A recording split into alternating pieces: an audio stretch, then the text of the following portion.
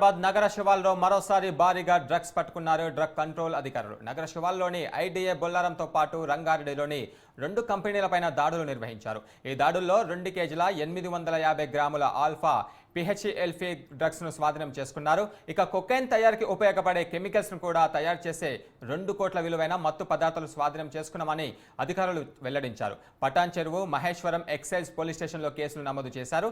ఈ డ్రగ్స్ ను హైదరాబాద్ నుండి విదేశాలకు ఎగుమతి చేస్తున్నట్లుగా అధికారులు గుర్తించారు.